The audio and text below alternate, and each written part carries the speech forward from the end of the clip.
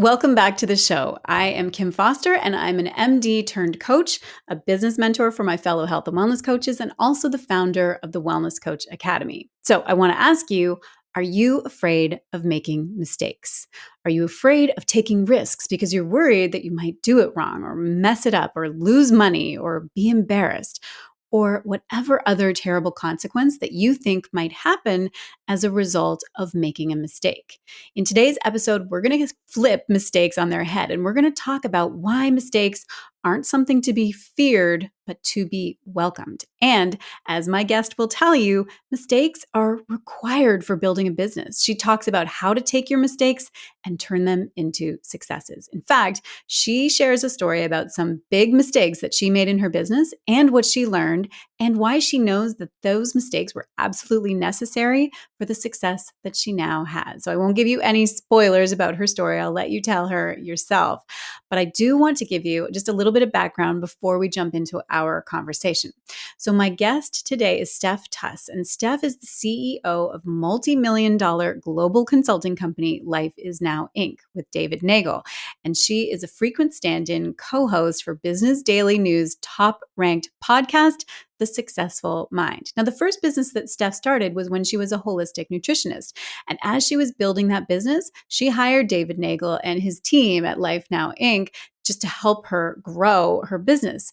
Then, as she continued to scale her business, her love for entrepreneurship really began to take center stage. And so she sold her business and joined Life Is Now Inc. as the director of sales in 2009, before taking on that CEO role in 2016.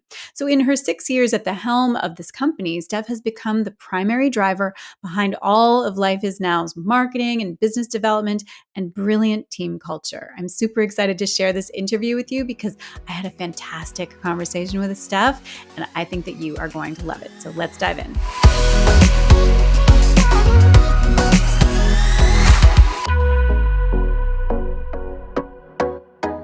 Welcome to the show, Steph. I am so happy to have you here. I'm really happy to be here. I'm so glad because I am excited for this conversation today. We're going to be talking about mistakes today, which is awesome. And we're going to be talking about some big mistakes, I think. So, and more specifically though, we're going to talk about how to make your biggest mistakes your greatest successes. And I know that this is going to be so juicy. So let's give our audience just a bit of context before we get into all of that, though. So I would love for you to introduce yourself, Steph, and just tell us about what you do.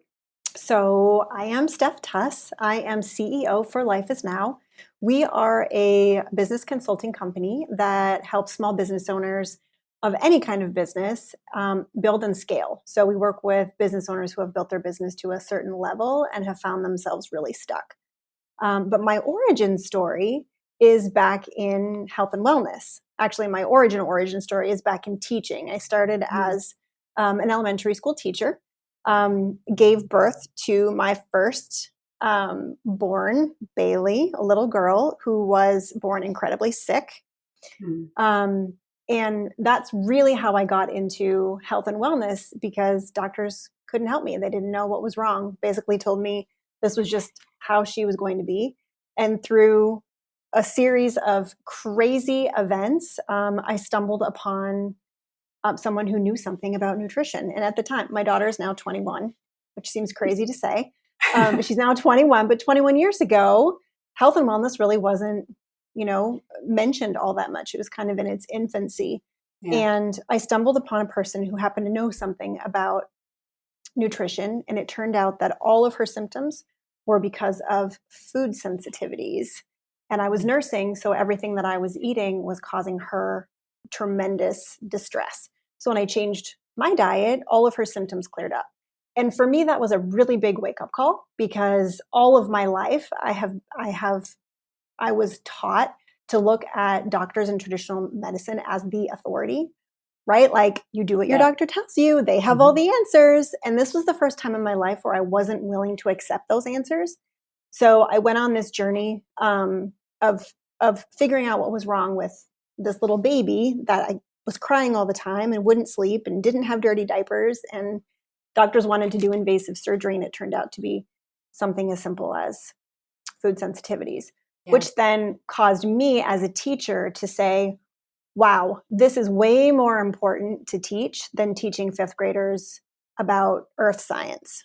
Mm. So I went back to school, got my master's degree in holistic nutrition. And about a year and a half later, I left teaching and opened my own practice, where I then became versed in what business actually was, because I'm the first person in my family to ever start their own business. I do not come from an entrepreneurial family at all. I have no training whatsoever in business. And that was, as I say, about 20 years ago. So from there, I actually met the founder of the company that I work with today, who helped me build my business. And I ended up falling in love with business and marketing over nutrition, sold my business, and now I'm CEO here. So that's a super short story for how I ended up where I am and why I'm so passionate about helping and speaking to wellness coaches and nutritionists, because I know the huge impact it's had on my life and the lives of others. Yeah, I love that. I mean, I love a lot of your story, and it really certainly resonates. Also, it's interesting about the whole, you don't come from a marketing background, you don't come from a business background, no entrepreneurial, like, pedigree from your family or anything like that. And yet you were able to figure it out to the point where you are doing what you're doing right now as a CEO of a huge company. Like, it's pretty impressive trajectory. And I want the listeners and viewers to really take that in, because I know that it's a story that a lot of us have about why we can't build our businesses, because I don't know anything about building a business. I don't know anything about marketing. I don't come from that. But that's not a reason to not actually get in there and learn it, right? Right. My reason was I just wanted to help somebody else who may have been in my situation, who was actually considering doing something crazy like invasive surgery for something as simple as food sensitivities. Like, it just wasn't talked about at that time, Like, I just had this innate desire to help other people, to teach this thing, because innately I am a teacher. Even as a CEO, I'm a teacher. Um, and I guess I wasn't unconscious competent. Like, I didn't know all the reasons that I couldn't do that. I just knew that I needed to, and I figured I would figure it out along the way. Yeah. Oh, exactly. Absolutely. Okay, so let's dig into today's topic a little bit more, because I want to talk about this idea of making mistakes, of like big mistakes. So tell me about the lessons that you learned. Tell me a little bit more about the mistakes that you made as you were building this first business of your own. So I made so many mistakes and continue to make so many mistakes, because mistakes are required for you to have a business, and mistakes are required for you to grow into the person that you need to become to have an even more successful business, right? Like, everybody knows that old adage, a skilled captain is not made on calm seas, right? It's Yes. all about the adversity and the learning that takes place. And a lot of people were raised to think that mistakes are a bad thing. I used to think mistakes were a bad thing too, but now that I'm, 15 years into this industry and can look back at the mistakes I made, I can see a direct correlation with what I learned there that has saved me a whole lot of headache where I am right now. So I would say one of my biggest mistakes from a cost perspective is, as I was building my nutrition practice, it was actually growing really, really rapidly. And I was the kind of person, I had hustle. So I would walk into a corporation and ask to do brown bag lunches. I would ask my clients for introductions to influencers to put me in front of their audience and leverage their audience. And because of that, I was actually contacted by professional athletes, and also university level athletic teams to be their team nutritionist to achieve, like, optimal performance, right? Hmm. But the problem that I was having is that I was having a hard time managing it all. And so I started thinking, okay, well, I'm having a problem managing all of this. What would be a way that I could solve this problem? Like, I was reading multiple food diaries. I was trying to keep track of everything, the exercise people were doing. I mean, it was just like this. It was just me and my assistant. And I was feeling really buried and couldn't see how I could build any further. So I decided that I was going to develop a software program. Had no idea how to develop a software program, had no idea how much a software program could cost, had no idea if people were going to be willing to pay for the software program. But I just, like, again, didn't know what I didn't know. And so I contacted someone to build this software program for me. They made promises that I did not get in writing, which is one of the lessons learned. And I ended up going about $150,000 in debt in the software program, of debt that like debt, like credit card, like leveraging everything debt, thinking that once this is built, I'm going to contact supplement companies because we can build in food recommendations with supplement recommendations, and they're going to license this from me. And none of that happened. Currently, I have a $150,000 piece of software parked somewhere on the internet doing absolutely nothing. Because I didn't do some very specific things on the front end. And the lessons that I learned were very painful and also very worth it. So lesson number 1, get contracts from all your service providers and create contracts with all of your clients, right? So with the software company that I hired, it was on like, a handshake. Oh, this will only be $35,000 and it will only take 3 months. But that's not what happened. And then the software was being held hostage, right? It was like, where do I stop and where do I keep going? I really want this to be something that I can use with my clients, but yet I don't want to put all that much money into it. But yet if I don't put that much money into it, I've just lost 30 to 35,000. Well, the stop button hit at like $145,000 because there just wasn't any more. And because I didn't have anything written, I didn't have a contract that spelled out exactly what the deliverable was, exactly the timeline, and exactly the consequences if that timeline wasn't hit, which I think is a big one for anyone that's hiring someone to create a website or actually do anything like agency-wise. I ended up not getting what I actually wanted. So it didn't happen. The other mistake is I could have pre-sold this. So I could have done market research. I could have contacted supplement companies and said, hey, if I build this, are you interested? Right? In which case they probably would have said no. And again, I may have made a different decision about which way to go with the software, because a big part of this was banking on, I had key partnerships within supplement companies that I thought would say yes to this, because to me it seemed like a no-brainer. But I was coming from my own base of knowledge, not their base of knowledge and what their goals were. And then I also didn't talk to my clients about it to see if they would even be interested in using software to track their stuff. And at that point in time, I mean, again, this was like 15 years ago, 17 years ago, where people were not as tech reliant as they are now. So there were 3 big things that I didn't do that would have greatly increased my decision-making skills that I will say I do now. Like the programs that we create, we actually sell them before we create them, right? The agencies that we work with, everyone has a contract. We have clear expectations. The clients that we work with, we have clear contracts and clear expectations. That was a mistake that I will never forget, that I have found gratitude for. Like I ended up finding gratitude for it and the gifts in it, but it was really painful at the time because it put our personal finances in a really rough place for quite a while.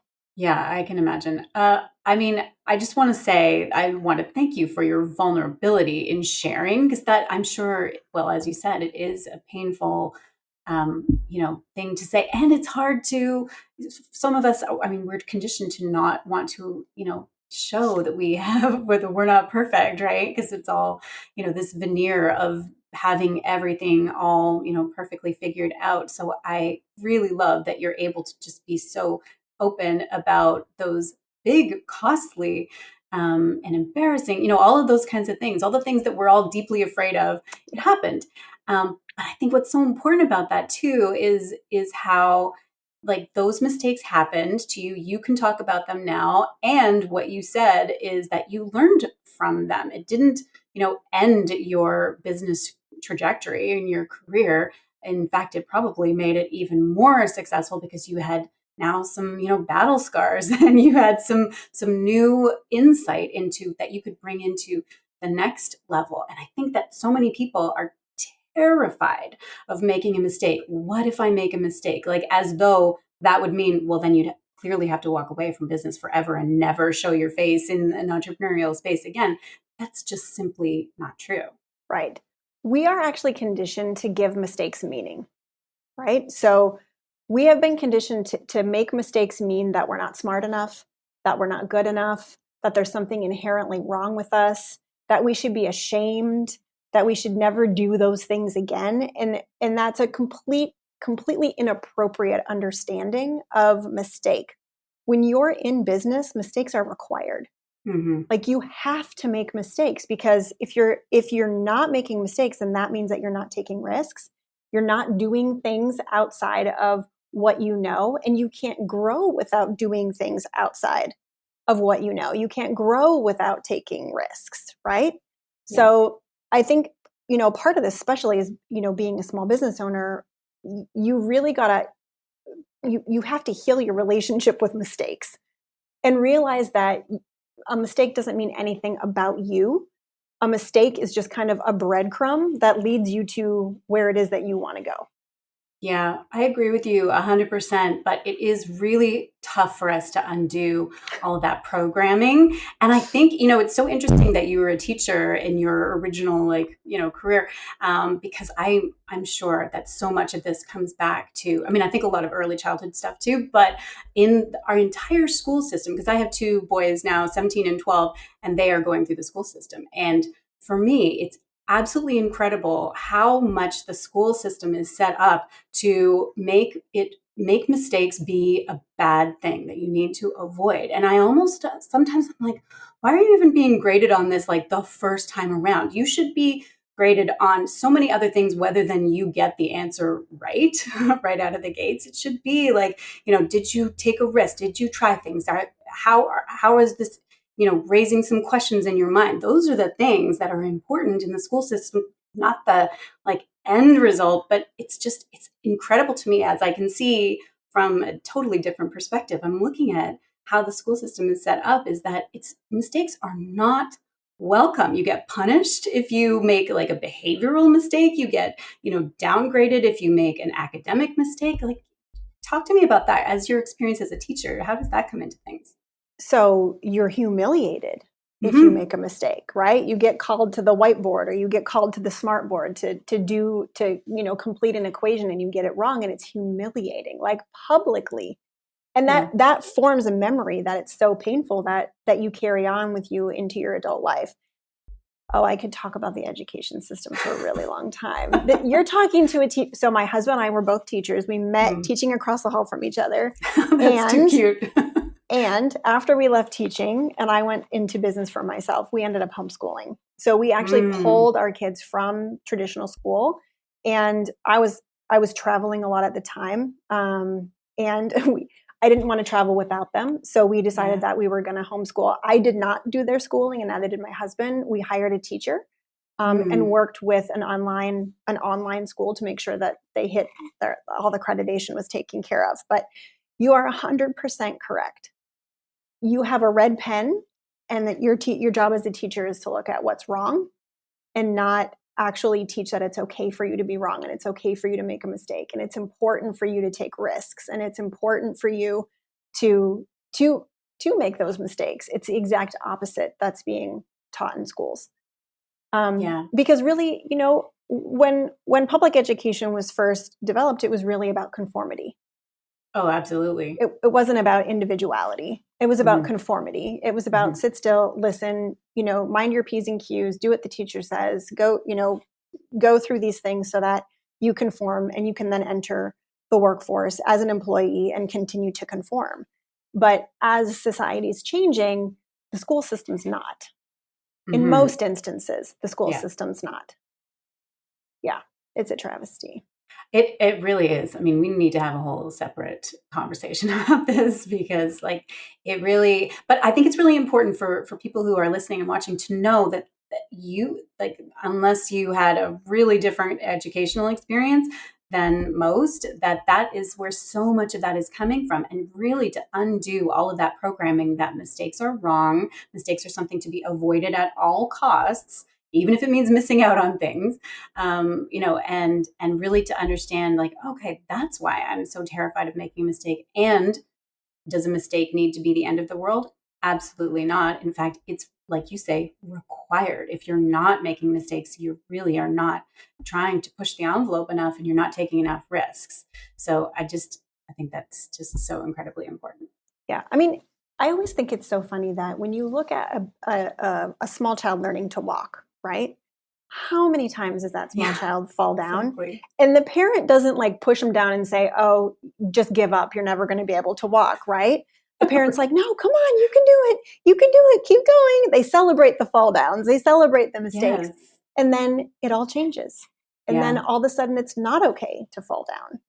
It's not Right. okay to slip up, right? That Yeah. means that there's either something wrong with you or something wrong about you.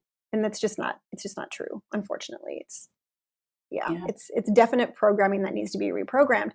The good thing is, as adults, you have the conscious ability to know, to like consciously understand it's okay for me to make a mistake. But then you also have to have the mindfulness to be able to see that mistake and say to yourself, this doesn't mean anything about me. Mm-hmm. I'm fine. Yeah. And what are some tools, like what are some techniques for people, it always starts with awareness, right? Knowing that the mistake, this is how I'm feeling about mistakes, and I don't need to be terrified of mistakes. But then what else can people do to try and rework their relationship with mistakes? So we're doing something right now within our team culture. We have an in-office team of 11 people, and then we've got like 5 to 7 virtual team members. And as part of our core values, as part of our team culture, we all made an agreement to sunshine our mistakes. So mistakes are most powerful when you hide them, because it means you're ashamed of them, right? They have the most negative power when you're not talking about your mistakes. So every time someone on our team makes a mistake, we sunshine it, meaning we draw attention to it and say, "Ooh, boy, I messed this one up good. Like, I really misjudged this, or I really missed this step, or I really misunderstood this. But here's what I learned, and here's what I'm going to do different next time."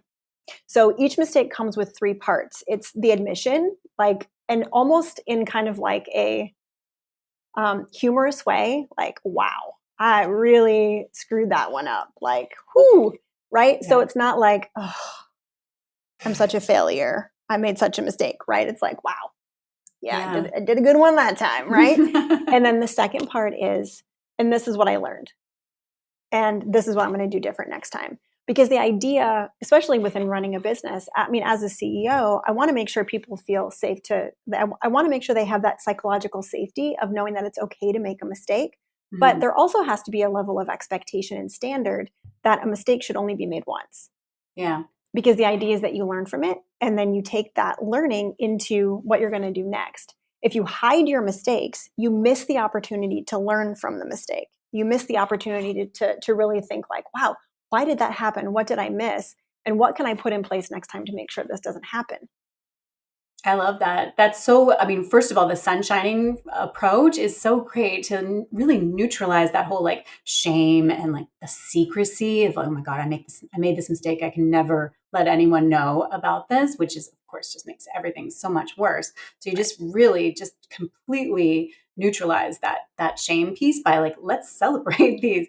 But then like the 1-2 punch of it is, okay, but let's make that mistake worthwhile. And what did you learn from it? And what will you do differently next time? Because then the whole lesson comes full circle. That's how you innovate. Yeah. Right? I mean, you look at how anything magnificent was ever created. You look at, I mean, the Ford engine. You look at what Elon Musk, I mean, you can look at anything. There is trial and error. There's trial and error and trial and error and trial and error. Like sometimes for years before the correct thing gets created. But each time a mistake is made, each time a result happens, you learn from that result. You don't make it mean that there's something wrong with you. Yes, exactly. Yeah. I mean, I'm sure I know that that's what we all make it mean, like you said, and that's what stops people from even wanting to take a risk, is because what would that mean about you if this didn't work? And that means not that that was a failure, but that you were a failure. Right. Or they make it mean that it's some kind of sign, right? Oh, I Mm-hmm. made this mistake, so it's a sign I shouldn't go in this direction, or I Yeah. shouldn't do this. And that's also just not true. Yeah. Yeah. What meaning are you? It's a great question to ask. What meaning are you attributing to this particular mistake? Yes. Or even the thought of this mistake? Because really, like I said, I see so many people just stuck at the starting gates, just paralyzed by the fear of making a mistake, mistakes that haven't even happened yet. And it just, and letting that stop you is super tragic to me when I see that happen. I mean, this runs rampant in sales, right? Mm-hmm. So people don't reach out to someone they think they can help because they don't want to make a mistake. They don't want to offend the person. They're worried about Yeah. what the person's going to think, right? They're making that mean something about them Yeah. when they should be reaching out to say, hey, I can help you. And here's how I can help you.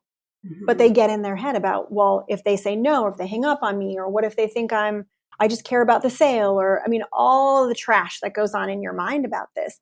That fear of a mistake can be incredibly paralyzing in Mm-hmm. any area of business, right? Whether it's, well, I know I need to post on social media, but what if I post the wrong thing? Or what if it upsets somebody? Or what if, someone disagrees with me? Or, I mean, you what if yourself to death.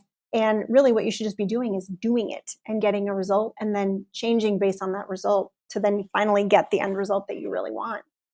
Yeah, exactly. That what if question, we use it as a weapon for ourselves. Like, what if this doesn't work? What if I look like an idiot? All of those, instead of what if it works? or what if it doesn't work and I learn anyway, is maybe even a more empowering way to approach that what if Yes. question. Yeah, Yes. I love that. I want to circle back to something that you mentioned, like just from a really practical standpoint for your specific, like the things that you learned about the concept of pre-selling, because I think that this is something that is really important and doesn't and often gets ignored. People so often just build their stuff like in their secret lab, not sharing it, not talking about it until it is perfect and polished and then ready to go out into the world. And we all know how that can actually not be the right approach. Well, you know that, I know that, but talk to me a little bit about the importance of pre-selling and how somebody can approach that. So I think pre-selling is important for a number of reasons. One, I see a lot of people get stuck in, I can't sell until I know exactly what I'm selling, but Mhm. then they take 6 months to a year to figure out exactly what they're selling. So Yes. not knowing what they're selling is actually an excuse to keep them exactly where they are, right? So you got to take that excuse off the table. And I also think that there's a great deal to be learned in the selling that can influence the program that you're putting together. Um, in my case, had I pre-sold that software program, I would have completely tailored it to whatever the supplement company needed. If they were interested, I would have worked together with them in a partnership to actually help create something that was going to do something rather than just be parked in the ether somewhere. Mm-hmm. With programs, it's always great to pre-sell because the information that you gather in those sales calls about what people are looking for help with, or the specific excuses that they have for thinking that they might not be successful, can then be things that you can add into the program as you're building it. The Mm. idea is that when you're pre-selling a specific result. People aren't buying the nuts and bolts and the time and the number of calls and the notebook that they have to write in. They're not buying the pieces, right? They're Yeah. buying the result. So you can sell the result, listen to what they're telling you in the sales conversation, and then begin to add the things into the program that they actually need to be able to achieve that result. I love So that. And it is the opposite way of what the instinct that most people have, I think. yes, I have to create all these things, and then I have to make sure and tell them all these things that they're going to get. And people are like, I don't really like, I want the result, right? Yeah. The more you tell them about all the little things that they get, the more confused they get, the less they're going to say yes. Mm-hmm. And why do you think that is that people hesitate to do this pre-selling approach? Like, why do we feel like we have to create everything and have all of our ducks in a row and everything perfect, polished, bow around it before we even start talking about it as being something that people can purchase? People love certainty. They love the feeling of certainty, right? They think that if they know exactly what goes into the package, that they're going to feel more confident in selling it. But what actually happens is that they go into their head when having the sales conversation and they end up tanking their sales because they're not focused on listening and understanding what their client wants. And they're also not focused on the end result. So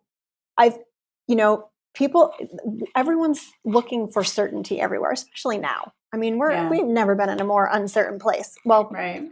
since I've been alive anyway. We've been in lots of uncertain places before that, but in my lifetime, we're in a pretty uncertain place and for a lot of different reasons. So people are looking for certainty, and they really think that by knowing exactly what they're going to sell, that's going to create some level of certainty. And what actually happens is the opposite. If you're certain on the result that you want to get for someone, have that conversation, sell that thing that's going to give them a result, and then build the pieces of the program after you've sold it. Mm-hmm. It's so important. Yeah, go on. Plus, you know what they want. Like, you're not guessing at a program and then having someone say, oh, actually, I'm not really interested in that, like I did with the software.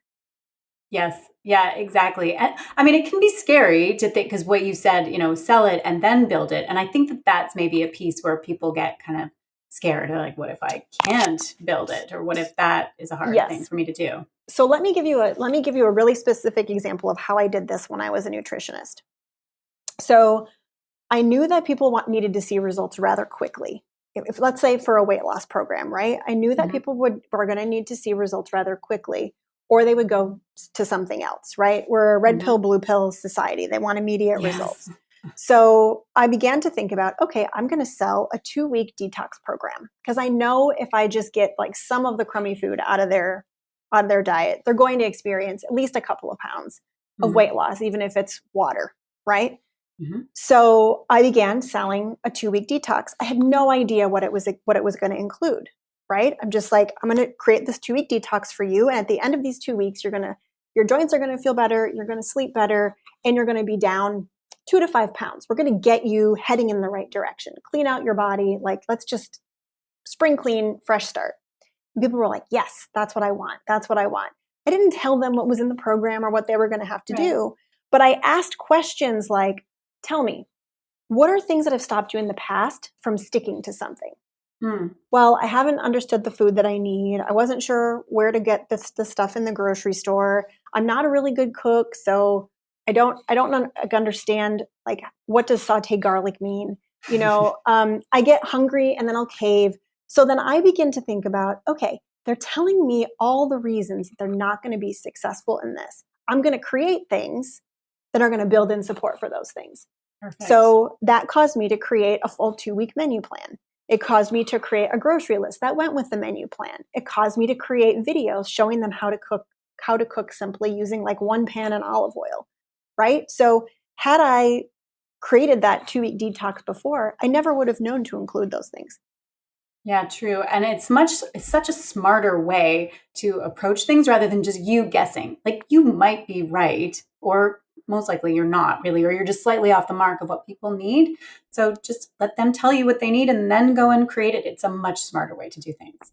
Yeah. I mean, that's even how we create things for our clients now. Like, we listen to their excuses for not being successful, and then we create things to make sure that those excuses no longer hold water.